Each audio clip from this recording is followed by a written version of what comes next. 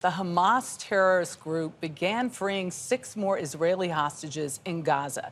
They include 3 men who were abducted at a music festival during the October 7th terror attack, and a father whose wife and 2 young children were freed in an exchange in 2023. The release is happening despite heightened tensions after Hamas handed over a body that was misidentified as Shiri Bibas, a mother of 2. This morning, her family says remains that were returned overnight by a militant group are hers. Deborah Pata is in Jerusalem with the very latest. Deborah, good morning. A very good morning. Well, it has certainly been an agonizing week for Israelis after Hamas failed to hand the body of Shiri Bibas over on Thursday, but her remains were eventually transferred last night. Finally, Shiri Bibas has come home. In the early hours of this morning, braving miserable weather, mourners lined the streets to pay their respects to the young mother and her 2 dead children. This morning, another 6 living hostages were released. 4 more bodies are expected to be handed over this coming week. Then that's it. The 6-week truce ends.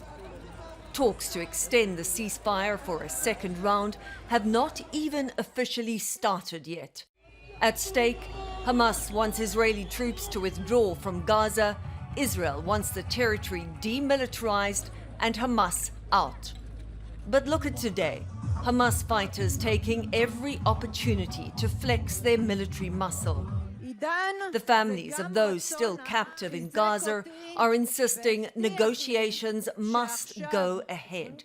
Like Yael Alexander, whose son Edan is thought to be the last living American hostage. This is the nightmare. If suddenly they decided, okay, it's not working, let's stop, and that's it. No releases of hostages. This will be disaster for us, the families. The cry for the ceasefire to hold is echoed across the ruins of Gaza. Waheba Muhaysin lost her husband and 3 sons during more than 15 months of war. She lives in a tent near what used to be her home. We've had enough of war, she told us. I've lost so much. Like so many here, she yearns only for a lasting peace.